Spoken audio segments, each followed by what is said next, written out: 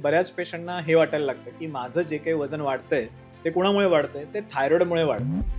आणि मग ते ह्या कारणांनी आपलं डाएट मॉडिफाय करण्याचं सोडून देतं. पहिला हा गैरसमज दूर करा की तुमचं वजन वाढण्यामागे थायरॉइडचा रोल असेलही किंवा आहे, पण तो खूप कमी आहे. खूप थंडी वाजणं, अंग गळून गेलंय असं वाटणं, केसांचे प्रॉब्लेम, स्किनचे प्रॉब्लेम, मेंटल डिस्टर्बन्सेस, बऱ्याचशा पेशंटमध्ये हे सिम्पटम्स नसतात. पण आपण घरातही अनेकदा ऐकतो, आपली आजी असेल किंवा आई असेल, ते म्हणतात आमच्या वेळेला असं काही नव्हतं. तुम्हाला थायरॉइड होतोच कसा किंवा हा आजार झालाच कसा? तर यामागे काही अनुवंशिक कारणंही असू शकतात का? वजन वाढलेलं आहे तर पहिलं काम करा, वजन कमी करा. वजन कमी केलं की आपोआप TSH व्हॅल्यूज नॉर्मल येतात. हायपोथायरॉइडिझम म्हणजे काय? तुमचं थायरॉइड कमी काम करतंय, म्हणजे थायरॉक्सिन कमी होतं. मग इथे दिसू शकतं की तुम्ही थोडे स्लगिश झालेले आहात, थोडेसे वीक झालेले आहात, वजन थोडंसं वाढायला लागलेलं आहे, केस गळतायत, नैराश्य आहे, मेन्स्ट्रुअल सायकल ॲबनॉर्मॅलिटी झाली, अशी सगळी लक्षणं हायपोथायरॉइडमध्ये जाणवतात. थायरॉइडच्या पेशंटनी एक तर पहिला हा प्रयत्न केला पाहिजे की 90 दिवसात मी थायरॉइड पूर्ण रिव्हर्स कसा करेन. दुसरा, थायरॉइड जर आहे तुम्हाला तर पिरियडिक तपासण्या केल्या पाहिजेत आणि त्याच्यात तुमच्या हार्टची चेकअप पण केलं पाहिजे. मग त्यात कोलेस्ट्रॉल चेक केलं पाहिजे, आपलं ट्रायग्लिसराईड किती आहे, कोलेस्ट्रॉल किती आहे, आणि त्याच्या बरोबरीने जर हार्टचा काही इश्यू दिसत असेल तर ECG करा, स्ट्रेस टेस्ट करा, टुडिको करा, या तपासण्या सुद्धा करायला घ्या. कारण जसं जसं तुमचं वय वाढत जाईल, म्हणजे फॉर एक्झाम्पल एक फिमेल आहे जिचं वय आता 45, तर 45चं वय म्हणजे मिनोपॉजच्या जवळ जाते. आता मिनोपॉजच्या जवळ जाताना तुम्हाला थायरॉइड पण आहे, मिनोपॉज नंतर आता हार्टची रिस्क वाढणार आहे, तर वेळेतच तुमच्या हार्टच्या तपासण्या पण करून.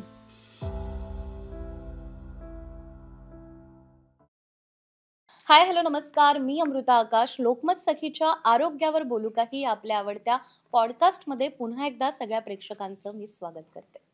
खरं तर महिलांना होणाऱ्या वेगवेगळ्या आजारांवर आतापर्यंत आपण आपल्या पॉडकास्टमध्ये बोललोय. त्यात प्रामुख्यानं बोलला जाणारा विषय म्हणजे थायरॉइड.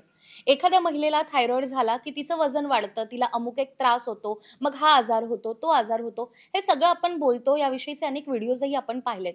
मात्र थायरॉइड म्हणजे फक्त वजन वाढणं इतकंच आहे का, की त्या पुढे जाऊनही आपल्याला गंभीर आजार होऊ शकतात जर आपण वेळीच काळजी घेतली नाही तर? त्यामुळे या थायरॉइडवर नेमके उपचार कसे करायचे आणि हा कंट्रोलमध्ये कसा आणायचा, याच विषयी आज आपण सविस्तर माहिती घेणार आहोत. माधवबागचे CMO डॉक्टर गुरुदत्त अमीन यांच्याकडून. डॉक्टर, पुन्हा एकदा तुमचं स्वागत करते. धन्यवाद.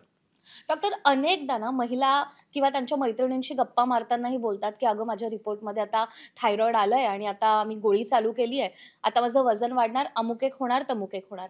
पण हा फक्त वजन वाढण्यापुरताच मर्यादित आजार आहे की या पुढे जाऊन देखील थायरॉइड म्हणजे भरपूर काही डिसीज असंही असू शकतं? यापासून सुरुवात करूया, काय सांगाल? बऱ्याच लोकांचा हा गैरसमज असतो की थायरॉइड म्हणजे वजन वाढणं, आणि बऱ्याच डॉक्टरांनी पेशंटला सांगितलेलं असतं की तुमचं वजन वाढलंय का, कारण थायरॉइड आहे. आता इथे ना एक मोठी गफलत होते. गफलत काय होते की बऱ्याच पेशंटना हे वाटायला लागतं की माझं जे काही वजन वाढतंय ते कोणामुळे वाढतंय, ते थायरॉइडमुळे वाढतंय. आणि मग ते ह्या कारणांनी आपलं डाएट मॉडिफाय करण्याचं सोडून देतात. कारण त्यांना माहिती आहे की वजन माझं कोणामुळे वाढतंय, ते तर माझ्या जेवणामुळे नाही वाढतंय, थायरॉइडमुळे वाढतंय. तर इथे पहिला हा गैरसमज दूर करा की तुमचं वजन वाढण्यामागे थायरॉइडचा रोल असेलही किंवा आहे, पण तो खूप कमी आहे. तुमचं वजन वाढण्यामागे सगळ्यात पहिला रोल कोणाचा आहे, तर तुमच्या डाएटचा आहे. आता दुसरं एक तुम्हाला चित्र समजून सांगायचा प्रयत्न करतो, कारण मॅक्झिमम हायपोथायरॉइडच्या पेशंटमध्ये हाच सीन असतो. थायरॉइडच्या रिपोर्टमध्ये काय काय येतं, एक TSH नावाचा रिपोर्ट येतो आणि एक T3T4 नावाचा रिपोर्ट येतो. T3T4 म्हणजे काय, की माझी ही ग्लँड जी ऍक्च्युअली T3T4 बनवतं, ज्याच्यामुळे माझ्या शरीरातला मेटाबॉलिझम किंवा मेटाबॉलिक रेट कंट्रोल केला जातो. किती ऑक्सिजन जाळायचा आहे, किती ऊर्जा जाळायची, किती ऊर्जा शरीरात निर्माण करण्याची, हे सगळं ठरवलं जातं या T3T4 मुळे. आणि मॅक्झिमम थायरॉइडच्या, हायपोथायरॉइडच्या पेशंट्समध्ये हे रिपोर्ट नॉर्मल असतात. मग वाढलेलं काय असतं, तर वाढलेलं असतं TSH. आता हे TSH काय, थायरॉइड स्टिम्युलेटिंग हार्मोन. हे कोणी तयार केलं, हे थायरॉइड नाही तयार करत, हे तयार करतं पिट्युटरी. आणि हे पिट्युटरी हे TSH बनवून तुमच्या थायरॉइडला सांगत असतं की बाबा तू अजून काम कर, अजून आपल्याला त्या T3T4 ची गरज आहे. मग बिचारा ते थायरॉइड काम करतं, T3T4 नॉर्मल असतं आणि TSH ब्लडमध्ये वाढलेलं दिसतं.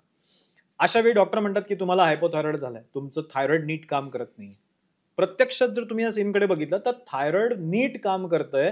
प्रॉब्लेम आहे की तुमच्या शरीराची थायरॉक्सिन हार्मोनची गरज वाढलेली आहे. मी उदाहरणातून समजून देतो. 60 किलो वजनाची एक पेशंट आहे, जिचं वजन तिने डाएट न फॉलो करता भरपूर जेवण केलं, व्यायाम नाही केला, आणि याचा परिणाम म्हणून जातं 70 किलो झालं. 10 किलो एक्स्ट्रा वजन झालं. आता 10 किलो ज्यावेळी माझ्या शरीरात ॲडिशनल वजन वाढतं, त्या ऍडिशनल 10 किलोसाठी मला T3 T4 बनवायला लागेल की नाही लागणार? मग हे जे काही बनवायला लागणार आहे ते माझं थायरॉइड ग्लँड बनवणार. कधी बनवणार? ज्यावेळी ब्रेन सांगेल की तू अजून T3 T4 बनव, त्यावेळी तुमच्या रिपोर्टमध्ये TSH व्हॅल्यूज वाढलेल्या मिळतील. इथे मेजर प्रॉब्लेम वजनाचा आहे का थायरॉइडचा आहे? तर मेजर प्रॉब्लेम त्या वाढलेल्या वजनाचा आहे. तुमचं वजन 10 किलोने वाढलंय म्हणून तुमचं ब्रेन तुमच्या थायरॉइडला सांगताय की तू अजून काम कर. आणि आता इथे आपण म्हणतो की थायरॉइड ग्लँड नीट नाही काम करत आहे. ऍक्च्युअली थायरॉइड ग्लँड पुरेसं काम करते 60 किलो वजनासाठी. आता 10 किलो वाढलंय, तिथे त्याचं काम कमी पडतंय. याला आपण विनाकारण म्हणतोय हायपोथायरॉइडिझम. म्हणलं पाहिजे इथे याला ओबेसिटी. म्हणजे काय? जर तुमच्या रिपोर्टमध्ये TSH वाढलंय, T3 T4 नॉर्मल आहे, तर तुम्ही सगळ्यात पहिलं काम केलं पाहिजे तुमचं वजन कमी करण्यासाठी. त्यामुळे ओबेसिटी जर थायरॉइडमध्ये आहे तर त्याचा अर्थ थायरॉइडमुळेच वजन तुमचं वाढलेलं आहे असं समजायचं काही कारण नाही. एखाद्या पेशंटला जर मी एखाद्या रूममध्ये ठेवून दिलं आणि त्याला 7 दिवस व्यवस्थित जेवण दिलंच नाही, खूप कमी जेवण दिलं, थायरॉइड आतमध्ये आहे, तो आजार तर आहे, पण जेवण कमी केलंय, मग आता वजन कमी होईल का वाढेल? तर वजन कमी होतं का? कारण थायरॉइडचा तिथे रोल नाहीये, रोल आहे तुमच्या जेवणाचा.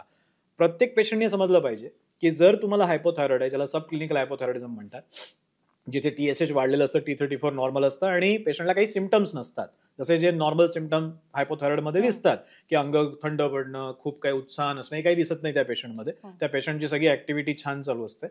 त्या पेशंटनी सगळ्यात पहिल्यांदा आपलं वजन कमी करण्यासाठी डाएट मॉडिफिकेशन, एक्सरसाइजेस हे सुरू केले पाहिजेत. 5 ते 10% वजन कमी करा, बघा तुमचं TSH आपोआप नॉर्मली. अच्छा, पण मग थायरॉइड मला झालाय हे नेमकं समजेल कसं? यासाठी काही अशी प्रमुख लक्षणं आहेत का? कारण जसं तुम्ही सांगितलं की महिलांचा जर विचार केला तर हार्मोन्स मध्ये बदल होत गेले, तिला शुगर पण आहे, तिचं विटॅमिन D पण कमी आहे, B12 पण कमी आहे, शुगर पण वाढलेली आहे, अजूनही वेगवेगळे आजार होत आहेत, त्याची सुरुवात होते. तर ह्या सगळ्यामध्ये थायरॉइडमुळेच मला हा त्रास होतोय, हे नेमकं कसं ओळखायचं? सगळ्यात पहिले हे बघा की थायरॉइड, हायपोथायरॉइडच्या केसेसमध्ये मॅक्झिमम पेशंटमध्ये हे सगळे सिम्पटम्स काही नसतात, जे पुस्तकात दिलेले आहेत किंवा गुगलवर तुम्हाला मिळतात. म्हणजे खूप थंडी वाजणं, अंग गळून गेलंय असं वाटणं, केसांचे प्रॉब्लेम, स्किनचे प्रॉब्लेम, मेंटल डिस्टर्बन्सेस, बऱ्याचशा पेशंटमध्ये हे सिम्पटम्स नसतात. आता ज्यावेळी तुम्हाला असे काही सिम्पटम दिसायला लागतात, हॉर्मोनल जर काही तुम्हाला सिम्पटम दिसले, कारण थायरॉइड ग्लँड मी जसं म्हणलो सगळ्या शरीराला गव्हर्न करते. तुमच्या हार्ट पासून तुमच्या ब्लड वेसल्स, RBC, तुमच्या शरीरातल्या सगळ्या रिप्रोडक्टिव्ह सिस्टीम असेल, प्रत्येकाला ती कंट्रोल करते. कारण मेटाबॉलिक रेट म्हणजे काय? की माझ्याकडे साखर आहे, माझ्याकडे ऑक्सिजन आहे, जेवणातून साखर आली आहे, श्वसनातून ऑक्सिजन आलाय, आता ह्याला जाळायचा रेट काय असेल? रेट म्हणजे किती खर्च करायचा आहे, ह्याचा गव्हर्नन्स ह्याच्याकडे. म्हणल्यानंतर हा मोठा कंट्रोलर आहे, याच्याकडे खूप मोठा कंट्रोल आहे सगळ्या सिस्टीमचा.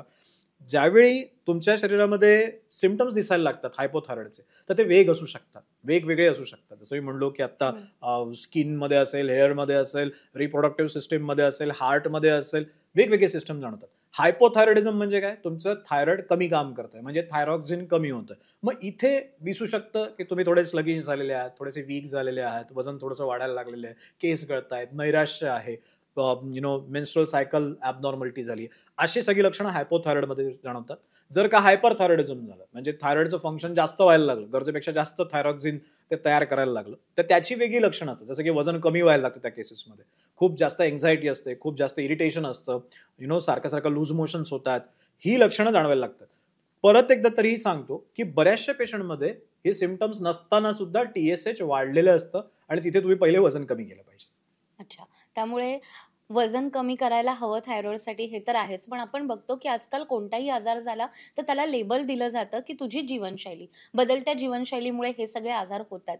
तर थायरॉइडमुळे आणखीन कोणते आजार त्याच्याशी रिलेटेड किंवा आपण एक चेन म्हणूयात, या थायरॉइडच्या मागे मागे कोणते आणखी आजार होऊ शकतात? थायरॉइड ही चेनमध्ये बरेचसे रोग येतात. तुमचं मेटाबॉलिझमच जर स्लो झालं तर तुमच्या शरीरामध्ये ऊर्जा जाळायचं प्रमाण कमी झालं. आता जाळायचं प्रमाण कमी झालं म्हटल्यानंतर स्टोअर हाऊसेस वाढणार आहेत. स्टोअर हाऊसेस वाढले की त्यातूनच तुमचं लेप्टिन रेजिस्टन्स असेल किंवा इन्शुलिन रेजिस्टन्स असेल, जे डायबिटीजची जबाबदारी किंवा डायबिटीजचं मूळ कारण आहे, किंवा PCOD असेल जिथे ओव्हरीजच्या ठिकाणी हायपरप्लासिया होतो, हे सगळे आजार होऊ शकतात. त्यामुळे हायपोथायरॉइडिझम हा जो काही आजार आहे किंवा जिथे थायरॉक्सिन लेवल कमी होते, तिथे तुमचं वजन वाढणं, ब्लडमध्ये ट्रायग्लिसराईड, कोलेस्ट्रॉल्स वाढणं, या सगळ्यातून रक्तवाहिनीचा स्तर खराब होणं, त्यातून हायपरटेन्शन म्हणजे ब्लड प्रेशर वाढणं, त्याच्यातूनच पुढे जाऊन हार्ट डिसीज डेव्हलप होणं, सोबतच मेन्स्ट्रुअल इरेग्युलरिटीज, त्याच्यामध्ये PCOD सारख्या कंडिशन्स होणं, ह्या सगळ्या कंडिशन्स इन्व्हॉल्व्ह असतात. म्हणजे अनट्रीटेड हायपोथायरॉइडिझम तुम्हाला बऱ्याचशा पुढच्या आजारांपर्यंत घेऊन जातं. डेफिनेटली जीवनशैलीत जबाबदारी या सगळ्यासाठी ती सुधारली की हे सगळे आजार एका लाईनमध्ये बरे होतात. म्हणजे आमच्या क्लिनिकमध्ये ज्यावेळी पेशंट येतात त्यावेळी असेच कॉम्बिनेशनमध्ये येतात. म्हणजे काय म्हणूया त्याला की मिक्सचर असतं ते. तो फक्त हायपोथायरॉइड नसतो. हायपोथायरॉइड बरोबर त्याला अजून 4 साखर वाढली आहे, कोलेस्ट्रॉल वाढलंय, HSCRP वाढलंय. पण ज्यावेळी आपण करेक्टिव्ह ऍक्शन्स घेतो, आपण बदलतो गोष्टी, त्यावेळी सगळ्या गोष्टी एकत्र सुटत जातात. म्हणजे हा प्रॉब्लेम एकत्र बऱ्याचशा गोष्टींना घेऊन पण येतो. पण जर तुम्ही व्यवस्थित त्याला सोडवायला घेतलं तर तुमच्या शरीरातले बरेचसे प्रॉब्लेम एकत्र सुटत जातात. हे त्याच्या मागचं सगळ्यात महत्वाचं मला वाटतं टेक टू होम मेसेज आहे, तो प्रत्येकाने समजला पाहिजे. सर, जसं तुम्ही म्हणालात की बदलती लाईफस्टाईल तर याला कारणीभूत आहेच, पण आपण घरातही अनेकदा ऐकतो, आपली आजी असेल किंवा आई असेल, ते म्हणतात आमच्या वेळेला असं काही नव्हतं, तुम्हाला थायरॉइड होतोच कसा किंवा हा आजार झालाच कसा. तर यामागे काही अनुवंशिक कारणंही असू शकतात का, किंवा आहारातील बदल, किंवा एखाद्या घरामध्ये अमुक एक पदार्थ हाच वारंवार खाल्ला जातोय, असे काही कारण याला असू शकतात मोस्ट का? कॉमन आहे. आमच्याकडे येणाऱ्या पेशंटमध्ये मी पाहतो ना की वय वर्ष मुलीचं काहीतरी असतं एक 30 वगैरे किंवा जस्ट लग्न झालंय आणि अशी स्थिती आहे आणि वजन जास्त आहे, थायरॉइड हायपोथायरॉइड वगैरे सगळं डिटेक्ट होतं. तर प्रेग्नन्सीसाठी प्रयत्न करतायत पण ते होत नाही कारण वजन जास्त आहे, सोबत बाकी सगळे त्रास आहेत. तुम्ही ज्यावेळी हिस्ट्रीमध्ये जाता त्यावेळी तुम्हाला कळतं की डाएटचं जे काही घरी फॉलो केलं जातंय ते तर शेवटी आईवडिलांकडनंच आपण करतो ना. म्हणजे आपल्या आपल्या घरामध्ये अनुवंशिक काय असतं, किचन पण अनुवंशिकच असतं, फूड हॅबिट सुद्धा अनुवंशिकच असतात. आज माझे आई वडील जे काही खायचे साधारणपणे त्याच पॅटर्नचा डाएट माझ्याकडे असतो. मग इथे आपलं जे काही रुटीन फूड आहे त्यातलं एक ग्लुटेन, तुम्हाला सगळ्यांना माहिती, पोळ्या आपण भरपूर खातो, गहू आपल्या जेवणातला एक मेजर कॉन्ट्रीब्युटर आहे. गव्हाच्या बाबतीत एक खूप मोठा रिसर्च असा आहे की ग्लुटेन नावाचा जो प्रोटीन आहे त्या गव्हामध्ये, त्याचा आणि थायरॉइडचा डायरेक्ट संबंध आहे. तुम्ही ऐकलं असेल की थायरॉइडचा ज्यावेळी प्रॉब्लेम येतात त्यावेळी इम्युनिटी तुमची खराब होते आणि इम्युनिटी खराब होऊन आपल्या इम्युन सेल्स म्हणजे आपल्या पांढऱ्या रक्तपेशी थायरॉइडच्या विरुद्ध काम करायला लागतात. आता हे का करतात माहितीये?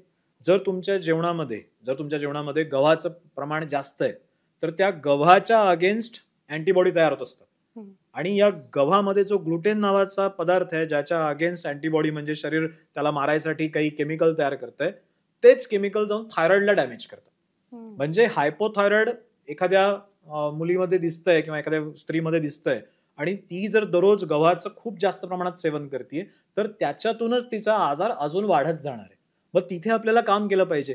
प्रत्येक वेळी आपण जीन्सवरती अवलंबून न राहता आपण जे काही हॅबिट्स आपल्या आई वडिलांच्या कॅरी फॉरवर्ड करत असतो त्या गोष्टी सुद्धा बघितल्या पाहिजेत. आणि म्हणूनच मग जनरली मी पेशंटला सांगतो, ज्यावेळी माझ्याकडे कोणी हायपोथायरॉइडचे पेशंट आहे, मी पहिले सांगतो की बाबा गव्हाचं प्रमाण कमी करा. मग गव्हाचं प्रमाण कमी करून त्याच्यामध्ये वेगवेगळी कडधान्य टाका, त्याच्यामध्ये सोयाबीन टाका, त्याच्यामध्ये थोडंसं मिलेट्स टाका आणि मग असं मिक्स ग्रेनचा आटा घ्या. त्याने तुमचं थायरॉइड फंक्शन फास्ट इम्प्रूव्ह होणार. हे आपल्याला कळालं पाहिजे की अनुवंशिकता डेफिनेटली असतेच. आई वडिलांकडून आपल्याकडे जीन्स येतात म्हणल्यावर ते ट्रान्सफॉर्म होतातच. काही पॅटर्न्स आहेत, डिसीजेस आहेत, त्याचा एक 2% रोल आहे, पण 98% रोल कोणाचा आहे तर माझ्या फूड हॅबिट्स आहे. आणि मग त्याच्यात ग्लुटेन आणि त्याच्यासारख्या बऱ्याचशा गोष्टी की ज्याच्यामुळे थायरॉइडचे इश्यूज वाढू शकतात. अगदीच. आणि माधवबागमध्ये येणाऱ्या रुग्णांना तुम्ही असं सांगता की तुम्हाला आयुष्यभर ही डायबिटीसची गोळी घ्यावी लागणार नाही किंवा बीपीची गोळी घ्यावी लागणार नाही. थायरॉइडच्या बाबतीत देखील आपण हे ठामपणे सांगू अगदी शकतो का अगदी की 100% याच्या सांगू गोळ्या शकतो. हो पूर्णपणे हो बंद हो. होऊ शकतात? थायरॉइड जर तुम्ही पूर्ण पिक्चर समजायचा प्रयत्न केला की हा आजार काय, आपण पर्टिक्युलरली हायपोथायरॉइड म्हणू, कारण आपण हायपरथायरॉइड बद्दल आता बोलत नाही आहोत, आपण हायपोथायरॉइड बद्दल बोलू जो कॉमन आहे. हायपोथायरॉइड मध्ये TSH वाढलेलं आहे. TSH म्हणजे ब्रेन सांगते की किंवा पिट्युटरी सांगते की बाबा तू थायरॉइड ग्लँड जास्त काम कर. त्याच्या मागची कारणं शोधायला जर तुम्ही जाता तर तुम्हाला पहिलं कारण मिळतं ते म्हणजे ओबेसिटी. वजन वाढलेलं आहे तर पहिलं काम करा, वजन कमी करा. वजन कमी केलं की आपोआप TSH व्हॅल्यूज नॉर्मल येतात. आज बऱ्याच लोकांना हे विश्वास नसेल बसत, पण ज्यावेळी तुम्ही करून बघाल की पहिले वजनावरती काम करा, 5 ते 10% वजन कमी करा आणि एका महिन्यातच TSH चेक करा. म्हणजे आता तुम्ही तुमचं वजन चेक करा, महिन्याभरामध्ये 4 किलो कमी करायचा प्रयत्न करा, 4 किलो कमी झाल्यानंतर TSH व्हॅल्यू चेक करा, तुम्हाला ती कमी झालेली मिळेल सिग्निफिकंटली. हे पहिलं. दुसरं असतं स्ट्रेस लेवल. स्ट्रेस लेवल जर तुमच्या जास्त असतील तर स्ट्रेसमुळे काय होतं, आपल्या शरीरात थायरॉक्सिन आणि ॲड्रिनालिन हे दोन्ही स्ट्रेसला मॅच करणार आहेत. होतं काय, ज्यावेळी स्ट्रेस वाढतो एक्सेसिव्ह त्यावेळी आपोआप थायरॉइडच्या फंक्शनला प्रॉब्लेम क्रिएट केले जातात सिस्टीमकडनं, इम्युन सिस्टीमकडनं. म्हणजे तुमची इम्युन सिस्टीम ऍक्टिव्ह होते जरा आणि थायरॉइडला त्रास द्यायला लागते. त्यामुळे जर का तुम्ही स्ट्रेसमध्ये आहात तर तुमच्या स्वतःतल्या शरीरातली बॉडीतलेच पार्ट डॅमेज होणार आहेत. आपण ऐकलेलं असेल ना की चिडचिड करणारा व्यक्ती ऍक्च्युअली कोणाला जास्त डॅमेज करत असतो, तो स्वतःला डॅमेज करत असतो. So that is a relation. जर तुमचा चिडचिड, जर तुमचा स्ट्रेस जास्त असेल तर त्या स्ट्रेसमुळे अल्टिमेटली तुमच्याच थायरॉइड ग्लँडच्या विरुद्ध तुमच्याच व्हाईट ब्लड सेल्स काम करणार, म्हणजे तुमचेच पोलीस तुम्हालाच मारणार आहेत. जर तुमचा स्ट्रेस लेवल जास्त असेल तर दुसरं काम काय करा, स्ट्रेस कमी करा. तिसरा एक फॅक्टर आहे लेप्टिन रेजिस्टन्स. लेप्टिन रेजिस्टन्स म्हणजे काय, बरेच पेशंट बघितले बघा तुम्ही की जे ओबेज आहेत, वजन वाढलेलं आहे, पण सारखं भूक लागते. आता ही सारखी भूक लागणारे जे पेशंट आहेत ना, त्यांच्या शरीरामध्ये लेप्टिन रेजिस्टन्स आलेला असतो आणि तो लेप्टिन रेजिस्टन्समुळे परत थायरॉइड डॅमेज होत राहतो. म्हणजे हा तिसरा फॅक्टर आहे की लेप्टिन रेजिस्टन्स हा फॅक्टर ज्याच्यामुळे थायरॉइड डॅमेज होतं.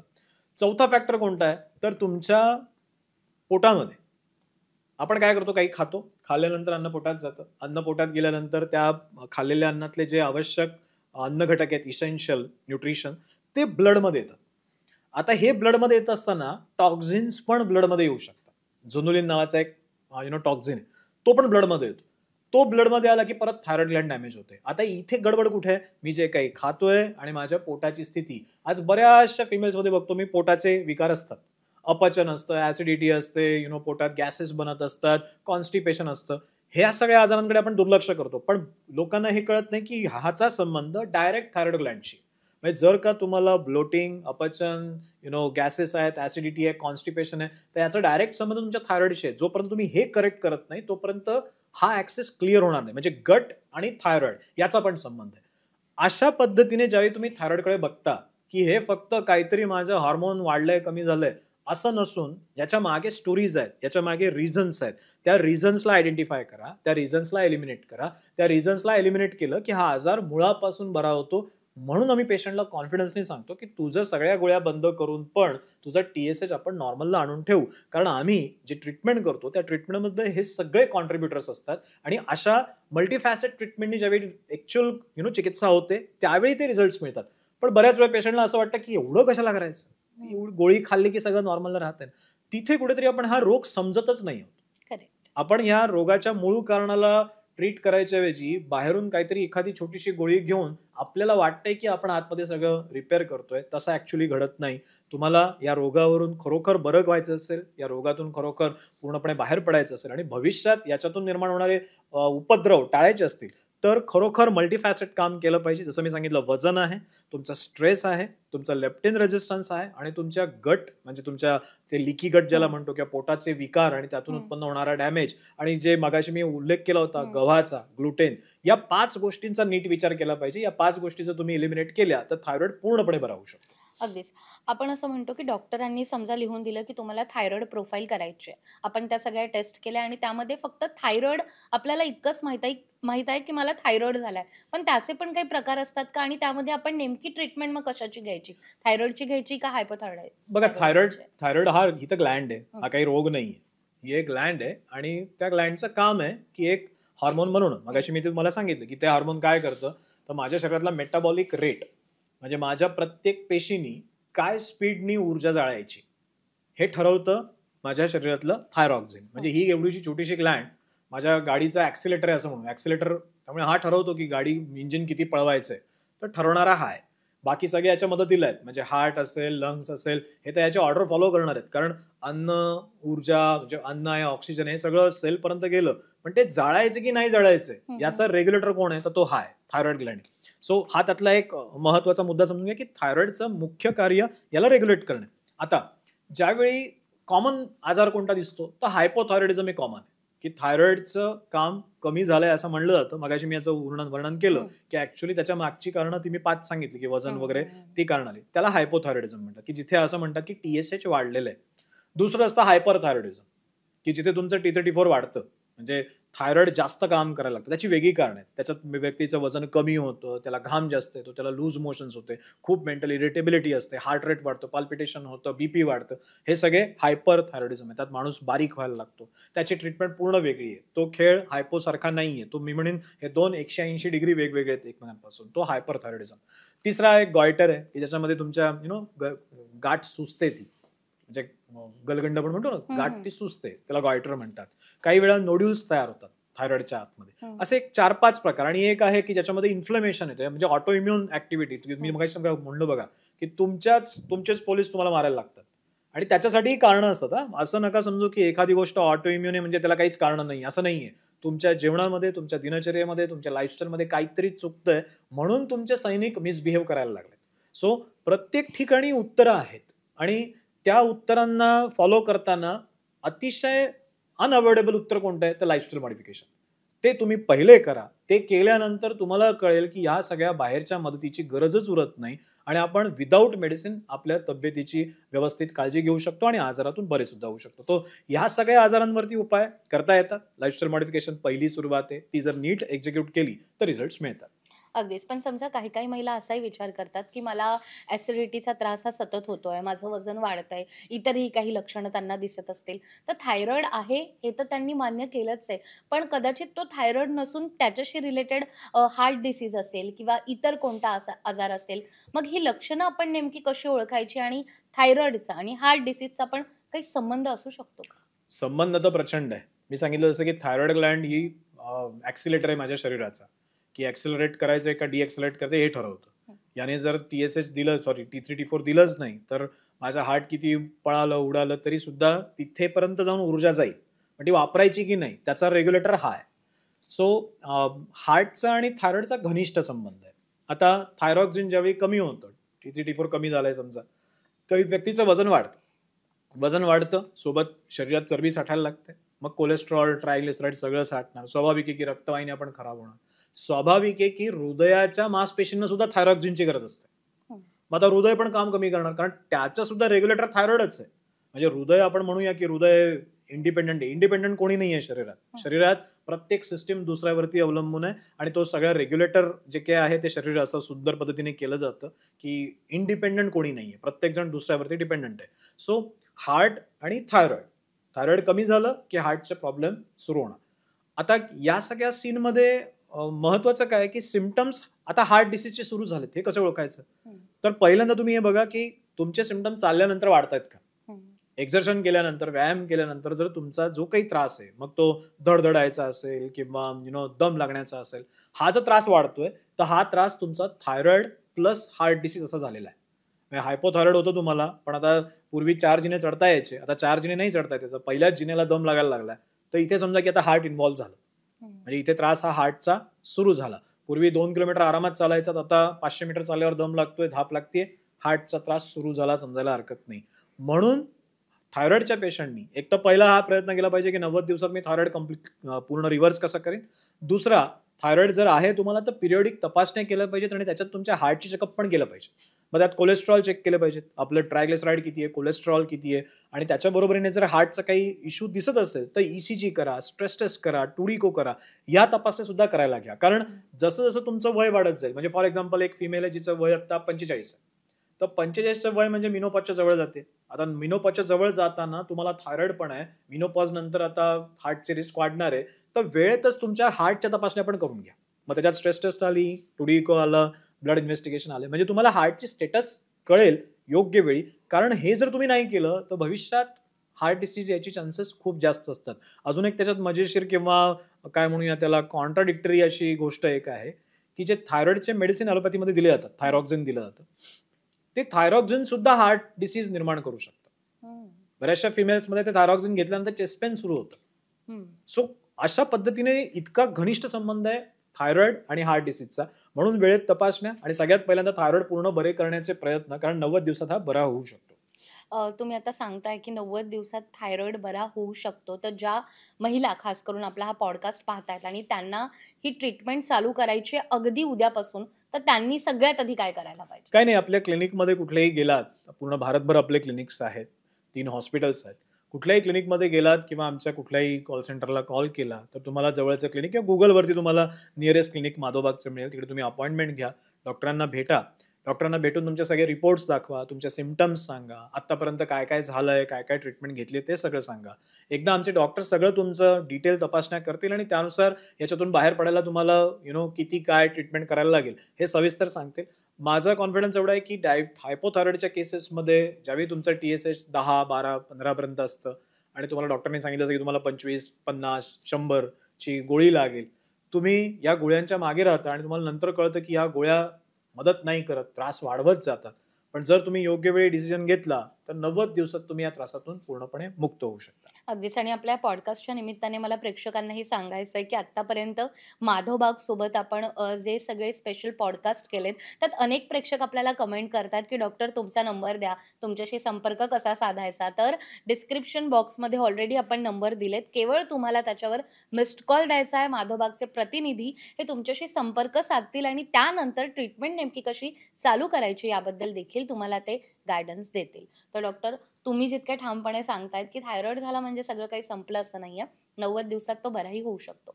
अनेक मुली आपण बघतो, की लग्न झाल्यानंतर जेव्हा ते प्लॅनिंग करतात प्रेग्नन्सीसाठी किंवा आता त्यांना कन्सीव्ह करायचं आहे, त्यामध्ये सगळ्यात आधी डॉक्टर सांगतात, की तुम्हाला थायरॉईड आहे आणि तुम्हाला कॉम्प्लिकेशन्स येऊ शकतात. तर आधी याची औषधं घ्या आणि हा थायरॉईड पूर्णपणे घालवा. तर गर्भधारणेसाठी थायरॉईड इतका अडथळा निर्माण करतो, तर तेव्हा मग या स्त्रियांनी काय करायला हवं? अगदी बरोबर आहे ते. कारण थायरॉइड जर तुमच्या शरीरात आहे, डिस्टर्ब आहे, तर शरीरात वेगवेगळे हॉर्मोनल डिस्टर्बन्सेस येणार आहेत. जसं आपण पाहतो की थायरॉइड जर तुमचं डिस्टर्ब आहे, तर त्याचा परिणाम म्हणून पीसीओडी पण होणार आहे. मग तुमच्या ओव्हरीजचं काम पण ठीक होणार नाहीये. मग तुमच्या शरीरात वजन वाढलेलं राहणार आहे. पण ज्यावेळी पेशंटला थायरॉक्सिनच्या गोळ्या चालू होतात, मग थायरॉक्सिनच्या गोळ्या चालू झाल्या की वजन कमी व्हायला मदत मिळते आणि मग थोडंफार बेनिफिट तिथे पीसीओडीमध्ये किंवा ओव्हरीजच्या फंक्शन्समध्ये सुद्धा मिळू शकतो. सो गोळ्या चालू झाल्या की तात्पुरता वेट लॉस आपल्याला बघायला मिळतो. पण आपण तिथे जर हे नाही समजलो, की हा जे काही मी सपोर्ट घेऊन चाललोय, तो सपोर्ट सोडून मला सेल्फ डिपेंडंट व्हायचंय. हं. म्हणजे माझा पाय फ्रॅक्चर झाला होता आणि म्हणून मी समजा त्या कुबड्या घेऊन चालतोय. तर आता जन्मभर मी कुबड्या घेऊन चालायचं कारण नाही ना. ज्यावेळी ते फ्रॅक्चर भरेल, तर मी आता ते सगळं सोडून द्यायला पाहिजे. आपलं काय चुकतं, की गोळ्या डॉक्टरांनी दिल्या, की आपल्याला वाटतं, की हेच त्याचं फायनल उत्तर आहे. हं. म्हणजे मी ट्रीटमेंट करतोय का? करतोय. तर काय कशी करतोय? डॉक्टरांनी गोळ्या दिल्यात त्या मी फॉलो करतोय. मग त्या गोळ्याच खात राहतो. डाएट काहीच मॉडिफाय नाही केलं. वजन कमी करण्याचे काहीच प्रयत्न नाही केले. इथे चुका होतात. आपल्याला काय कळायला पाहिजे, की जर तुमचं वय समजा 30-32 आहे, प्रेग्नन्सीसाठी प्लॅन करताय आणि डॉक्टरांनी सांगितलं थायरॉइडचा प्रॉब्लेम आहे. तर तुम्ही पटकन त्या गोळ्या चालू करण्याच्या मागे नका लागू. तुम्ही पहिला हा प्रयत्न करा, की ह्या गोळ्या न घेता रिव्हर्स होता येतं का? करता येतं का? तर 100% करता येतं. तुम्हाला त्याचे प्रयत्न केले पाहिजेत, की मी माझ्या लाईफस्टाईलला बदलून या डिसीजला पूर्णपणे रिव्हर्स कसं करीन? ते जर केलं ना, तर जी काही तुमची प्रेग्नन्सी राहील, ती खूप हेल्दी राहणार आहे. तिथे तुम्हाला बरेचसे हेल्थ बेनिफिट्स मिळणार आहेत, कारण एक्सटर्नल मेडिसिन्सच्या इन्फ्लुएन्स शिवाय तुमची प्रेग्नन्सी झाली आहे आणि त्याचा तुम्हाला डेफिनेटली बेनिफिट मिळणार आहे. त्यामुळे प्रेग्नन्सीसाठी तुम्ही प्रयत्न करताय आणि तिथे तुम्हाला थायरॉइड ग्लँडचे डिस्फंक्शन प्रॉब्लेम आहे असं दिसतंय. 3 महिन्याचा पिरियड घ्या. माधोबागमध्ये त्याच्यासाठी खूप छान डाएट, एक्सरसाइज, पंचकर्म, शरीर शुद्धीकरणाच्या प्रक्रिया आहेत. त्या सगळ्या करून घ्या. तुमचं वजन कमी झालं, तुमच्या शरीरातले टॉक्सिन्स निघून गेले, तुमचं थायरॉइड नॉर्मल आलं. स्वाभाविक आहे की तुमचं शरीर आता फिट आहे प्रेग्नन्सीसाठी. सो हा प्रयत्न केला गेला पाहिजे. अगदीच. आणि दुसरी गोष्ट, की थायरॉईड झाल्यानंतर त्या महिलेला तणावामध्ये असल्यासारखं देखील वाटतं किंवा सतत खूप स्ट्रेस येतो. तर त्याच्यावर नेमकी मात कशी करायची? मी मगाशी सांगितलं असं की स्ट्रेस हे हायपोथायरॉइडचं एक कारण पण आहे. हं. आपण प्रत्येक वेळी असंच पाहतो की त्या आजारामुळे ते घडतंय. पण बऱ्याच वेळा तो रिलेशन बाय डायरेक्शनल असतं, हं. की स्ट्रेसमुळे सुद्धा थायरॉइड इश्यू येतात. मी मगाशी त्याचं 5 जे काही पॉइंट सांगितले त्यातला हा स्ट्रेस महत्त्वाचा पॉइंट होता. ॲड्रेनालिन लेव्हल वाढतीये, कॉर्टिझॉल लेव्हल वाढतीये. तर त्याचा परिणाम म्हणून तुमच्या थायरॉइडचं फंक्शन अफेक्ट होणार आहे, ऑटो अँटीबॉडीज तयार होणार आहेत आणि त्यातून हा प्रॉब्लेम येणार आहे. मग प्रयत्न कसे करायचे? तर स्ट्रेस मॅनेजमेंट पूर्वीच्या काळात कसं केलं जायचं? पूर्वीच्या काळात त्या स्ट्रेस मॅनेजमेंटच्या प्रक्रिया काय होत्या? मग स्ट्रेस मॅनेजमेंटचे बेसिक फंडामेंटल प्रिन्सिपल्स जर आपण एक्झिक्यूट केले जीवनात, तर काम होतं. दररोज सकाळी उठून 30 मिनिटं चालणं, हे तुमच्या शरीरातल्या एंडॉर्फिन्स वाढवून स्ट्रेस रिलीव्ह करण्यासाठी सगळ्यात मोठा मदत करत असतं. गार्डनिंग करणं, पेट म्हणजे छोटे-छोटे काय तुम्ही पाळीव प्राणी असतील तुमच्याकडे, फिश असतील, कॅट असेल, डॉग असेल, त्यांच्याबरोबर टाईम स्पेंड करणं, ते तुमचे स्ट्रेस लेव्हल कमी करतं. गोष्टी लिहिणं, आपल्या डोक्यातला सगळा कचरा कागदावरती काढणं, हे सुद्धा स्ट्रेस लेव्हल्स कमी करतं. लोकांशी बोलणं, आवडत्या लोकांना फोन करणं, त्यांच्याशी गप्पा मारणं, हे सुद्धा स्ट्रेस कमी करतं. तुम्हाला त्या गोष्टीसाठी स्पेशल वेळ द्यायला पाहिजे. म्हणजे तुम्ही कंटिन्युअसली स्ट्रेसला होल्ड करून ठेवलं ना, 1-2 दिवस, 7 दिवस स्ट्रेस असेल, तुम्हाला विशेष फरक नाही पडत. महिनाभर तुम्ही सेम विषय धरून ठेवलेला आहे. त्याच्यासाठी एक गोष्ट रील फेमस होत होती, की असा हात धरणं किती अवघड आहे. तर खूप सोपं आहे. पण 1 तास धरायला सांगितलं तर? तर ते अवघड आहे. का? कारण मी माझ्या शरीराला एक प्रकारच्या कंटिन्युअस प्रेशरमध्ये टाकतोय. ते त्रासदायक आहे. तुम्ही स्ट्रेस मॅनेजमेंटसाठी हे फंडामेंटल प्रिन्सिपल वापरा. हे जर न वापरले, आणि नुसते थायरॉइडच्या गोळ्या खात राहिला तर उत्तर कधी मिळणार नाही. You need to work on your stress levels. तेव्हा तुम्ही त्या थायरॉइडला ऍक्च्युअली डील करू शकाल. आणि या सगळ्या गोष्टींची काळजी माधवबागमध्ये खूप छान पद्धतीने घेतली जाते की how we can actually treat. मग तिथे शिरोधारासारखे पंचकर्म असतील, विशिष्ट औषधं आहेत जसं ब्राह्मी, शंखपुष्पी, जटा, मांसी यांचा वापर होतो. त्याच्यातून त्या व्यक्तीचा स्ट्रेस लेवल कमी केला जातो. पंचकर्म आहेत, विशेष पंचकर्म विशिष्ट ऑइलनी केली जातात, ज्याच्यातून स्ट्रेस लेवल कमी होतो. तर हे सगळं असं केलं की थायरॉइड आपोआप कंट्रोलमध्ये येतं. अगदीच. आणि थायरॉइड हार्मोन्स जो आहे त्याला हार्मोन्सचा राजा म्हटलं जातं. आणि जे 8 आपले हार्मोन्स आहेत त्यामध्ये एक जरी हार्मोन्स बिघडला तर बाकीचे 7 देखील अगदी बिघडून जातात आणि वेगवेगळे आजार आपल्याला होतात. तर हा जो राजा आहे त्यालाच अगदी व्यवस्थित ठेवण्यासाठी माधवबाग अशा पेशंटला कशी मदत करू शकते? बघा, एक मी जसं नेहमी सांगतो की शरीर हे ऑर्केस्ट्रा आहे. शरीर हे असं बरेचसे वेगवेगळे वाद्य एकत्र वाजतायत. मग त्याच्यामध्ये तुमचं हायपोथॅलॅमस आहे, पिट्युटरी आहे, थायरॉइड आहे, तुमचं हार्ट आहे, तुमचं लंग्स आहे, तुमचं पॅनक्रियाज आहे, तुमच्या ओव्हरीज आहेत, टेस्टोस्टेरॉन सिक्रेट करणं किंवा किडनीच्या वरचं ॲड्रेनलिन ग्लँड, वेगवेगळे अवयव आहेत. ते सगळे त्यावेळी सिंक्रोनाइज वेनी काम करतात. जसं आयुर्वेदात सांगितलंय, समदोषा समग्निश समधातु मलक्रिया प्रसन्न आत्मेंद्रिय मना स्वास्थ्य इति अभिधीयते, की सगळ्या गोष्टी इक्विलिब्रियम मध्ये पाहिजेत. कुठलीच गोष्ट ओव्हर करू नका. हा त्यातला बेसिक फंडामेंटल की शरीरामध्ये ते एक इक्विलिब्रियम पाहिजे. आता थायरॉइड ऑब्व्हियसली याचा राज आहे. मग ज्यावेळी TSH गडबडलेलं असतं आणि पेशंट आमच्याकडे येतो की TSH वाढलेलं आहे, ते कमी करून द्या. बऱ्याचशा लोकांना त्याचं गांभीर्य नसतं की ही गोष्ट मला पुढे कुठे घेऊन जाणार. मग आम्ही पहिल्यांदा त्या पेशंटचं वजन कमी करायला घेतो. त्याला सांगतो की बाबा पहिले आपण एक 5-6 किलो वजन कमी करू. मग आमच्याकडे ट्रीटमेंट सुरू होते. त्यात डाएट किट असतं. ते डाएट किटचं फॉलो केलं, 1 महिना फॉलो केलं की छान 4-5 किलो वजन आरामात कमी होतं. म्हणजे पेशंटनी काय खायचंय काय नाही आम्ही लिहून नाही देत बसत. आम्ही पूर्ण बॉक्सच देतो. त्या बॉक्सला फक्त घरी जाऊन दररोज दिलंय तेवढंच खायचं. त्या बॉक्समध्ये सगळं दिवसभराचं जेवण असतं. सकाळच्या चहापासून रात्रीच्या जेवणापर्यंत everything is included in it. तेवढं फॉलो केलं की पेशंटचं वजन 4-5 किलो कमी होतं. 4-5 किलो वजन कमी झालं की त्याला दिसतं की अरे आता माझे TSH पण नॉर्मल यायला लागलेत, माझे लिपिड केले तर ते पण नॉर्मल येत आहेत, माझं वजन कमी झालंय, BP वाढलेलं असेल ते पण कमी होतंय. सो हा पहिला अप्रोच असतो डाएटचा. सोबत असतं पंचकर्म. जसं मी मगाशी म्हणालो की थायरॉइडमध्ये स्ट्रेस कारणीभूत आहे का, किंवा लेप्टिन रेजिस्टन्स कारणीभूत आहे का, किंवा पोटाच्या समस्या कारणीभूत आहेत का, यांच्या अनुषंगाने विरेचन असेल, बस्ती असेल, स्नेहनस्वेदन असेल, अशी पंचकर्म केली जातात.